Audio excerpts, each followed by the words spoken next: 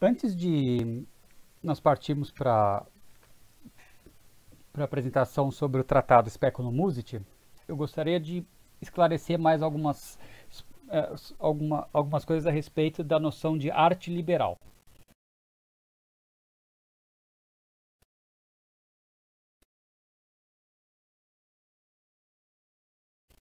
Eram chamadas de liberais, de artes liberais, né?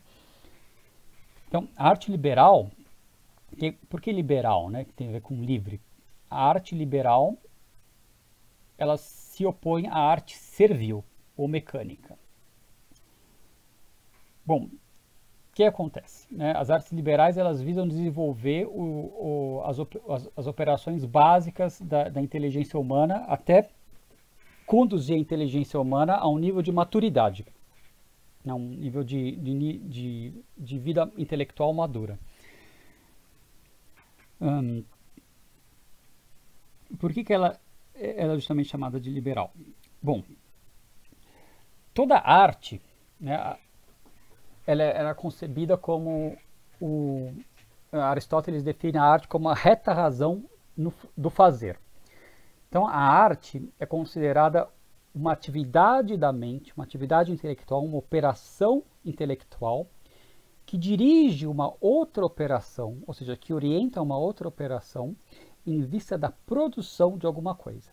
Então, a arte, ela é um hábito, ou seja, ela é uma habilidade que a pessoa tem. Quando a pessoa tem uma arte, ela domina uma certa habilidade. Ela é uma arte que visa produzir, ou melhor, ela é uma habilidade de produção de alguma coisa, mas uma produção orientada pela inteligência, orientada por um conhecimento. É um conhecimento operativo que orienta a produção de algo. Toda arte ela é produtiva, ela produz alguma coisa. E as artes vão ser divididas entre dois tipos, liberais e serviço-mecânicas, de acordo com aquilo que se produz. Então vamos ver aqui.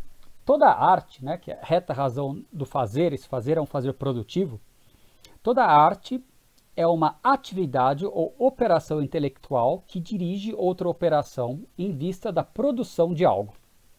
Então algo tem que ser produzido. Quando a operação dirigida é também uma operação intelectual, ou seja, a inteligência se dirige ou governa a si mesma, né, em vista da produção dessa mesma operação enquanto desenvolvimento ou florescimento do potencial próprio da inteligência, tal habilidade corresponde a de uma arte liberal, visto que ser livre é poder governar ou dirigir as suas próprias ações. Isso aqui requer uma explicação. Bom, então, se a arte ela é uma habilidade referente a uma operação, a um conhecimento que dirige a produção de algo, ou seja, uma produção de alguma coisa dirigida por uma ciência, por um conhecimento, quando essa arte ela visa produzir os próprios atos do intelecto, ela vai ser tida como liberal, chamada liberal. Porque por meio dessa arte, a inteligência vai dirigir os seus próprios atos.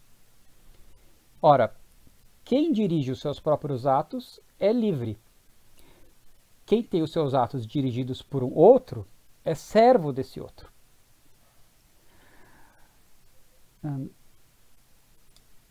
Então, a arte liberal, ela vai ser vão ser as artes que dizem respeito à produção da própria atividade intelectual. Então, aquele que sabe usar a sua inteligência é porque ele tem a arte liberal. Quando a operação, então, aí a arte servil, né? Quando a operação dirigida é uma operação do corpo em vista da produção de um objeto sensível, por exemplo, um móvel, no caso da arte da marcenaria, ou uma melodia, no caso da composição ou execução, Tal habilidade corresponde a uma arte servil ou mecânica, visto que a atividade do corpo não rege nem pode reger a si mesma, mas é governada e dirigida pela inteligência. Como é que isso se dá? Então eles consideravam o seguinte: somente a inteligência ela é capaz de dirigir as suas próprias ações.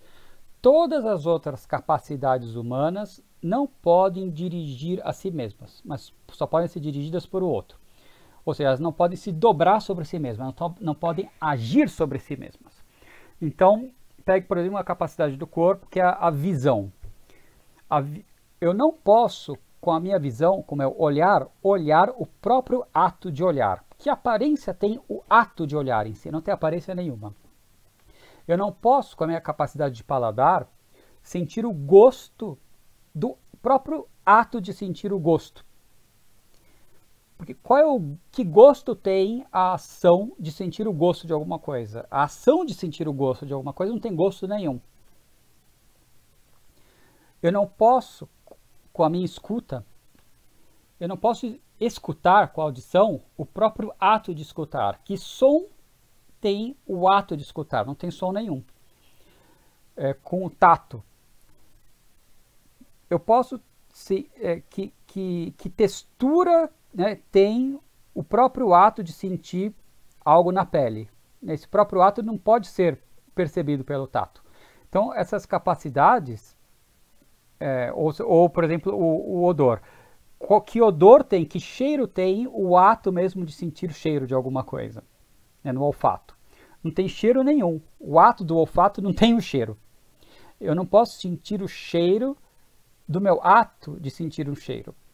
Ou seja, todas as minhas capacidades do corpo, elas não podem agir sobre si mesmas. Elas não podem apreender a sua própria ação. Mas a inteligência, ao contrário das capacidades do corpo, ela pode sim agir sobre si mesma. A inteligência, ela pode compreender o seu próprio ato de compreender. As capacidades do corpo não podem apreender-se a si mesmas, né? Você não pode olhar o seu próprio ato de olhar e sentir o cheiro do ato de sentir o cheiro. Mas a inteligência, ao contrário dessas capacidades que são consideradas por isso inferiores, ela pode inteligir o seu próprio ato de inteligir. E essa capacidade de se dobrar sobre si mesmo, de governar a si mesmo, de agir sobre si mesmo, é algo que somente as coisas espirituais podem fazer. Porque as coisas espirituais, elas têm essa liberdade. A liberdade aqui é concebida como a capacidade de agir sobre si mesmo. Não quer dizer que ela pode inventar-se a si mesma, né? Não, ela é pré-determinada. Ela tem suas regras, né? Se essas regras forem burladas, ela vai se desordenar, ela não vai conseguir atingir sua finalidade. Mas as coisas espirituais, elas podem se dobrar sobre si mesmas. Então, na alma humana, a alma espiritual, ela tem duas capacidades fundamentais, que é a inteligência e a vontade. Ora, eles vão explicar também, os medievais, sobretudo São Tomás de Aquino, que, ora, a vontade também, então, a inteligência, ela está ordenada por conhecimento da verdade, conhecimento da realidade, a vontade por querer. O ato da vontade é o querer alguma coisa, é o amar alguma coisa. Mas como a vontade também é algo espiritual, ela também poderia se dobrar sobre si mesma, agir sobre si mesma, e ela pode, como eles explicam. No entanto, a vontade ela só pode agir sobre si mesma mediante um ato prévio da inteligência, porque é impossível amar ou querer alguma coisa que não se conhece. Então, todo ato da vontade, mesmo quando a vontade ela se dobra sobre si mesma, age sobre si mesma, ou seja, quando ela quer o próprio querer, como ela ama o próprio ato de amar, ela só pode fazer isso se a inteligência sabe antes o que é o próprio ato de amar. Então, mesmo a vontade podendo se dobrar sobre si mesma, agir sobre si mesma, ela não tem esse senhorio que a inteligência tem.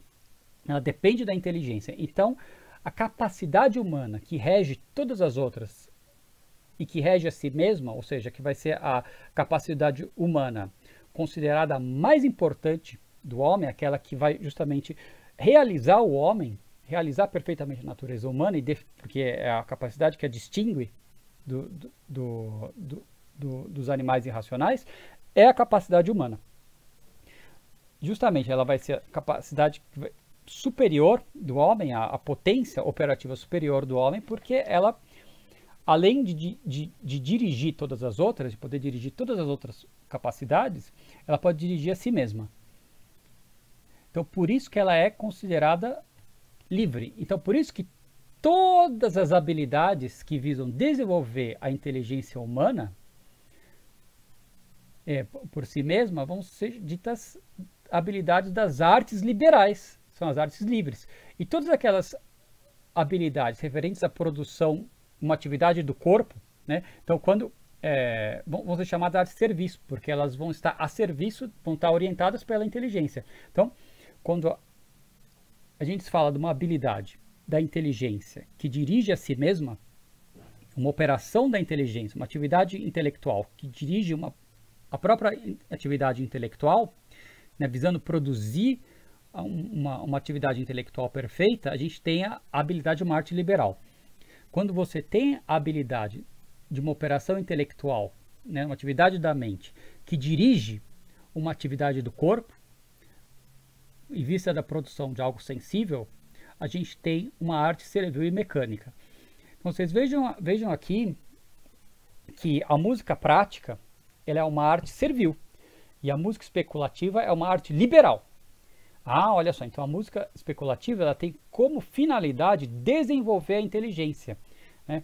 E se a arte liberal ela tem é uma habilidade que tem como finalidade produzir uma operação intelectual, a música como arte liberal, a música especulativa, ela deve ter como fim produzir uma operação intelectual, porque toda arte é produtiva.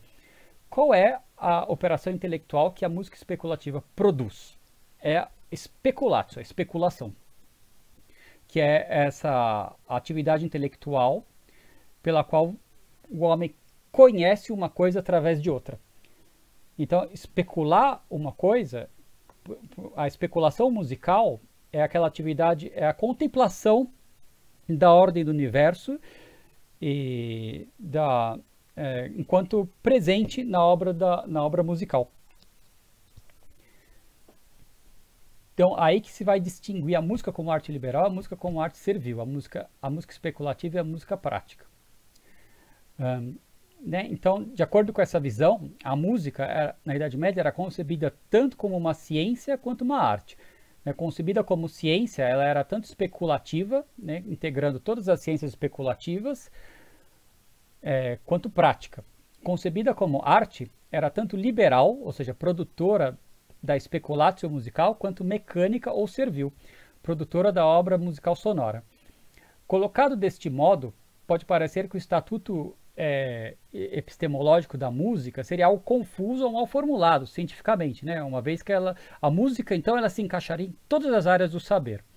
No entanto, essa concepção da música ela não resulta de uma indefinição ou de uma má formulação filosófica do seu estatuto, nem implica em um caos epistemológico, né? Como uma coisa confusa, como a música está em todas as áreas do saber. Não, mas ela justamente se configura como uma elaboração bem determinada e sofisticada do pensamento escolástico medieval.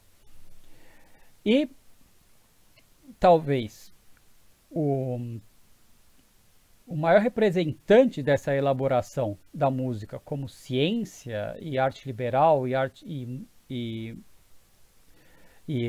integrando, né, ciência, arte liberal, arte mecânica, música especulativa, música prática, né, talvez o maior representante desse pensamento sofisticado, dessa articulação sofisticada, é o Magister Jacobus no seu tratado Speculum Musicum, do qual a gente vai tratar a partir de agora.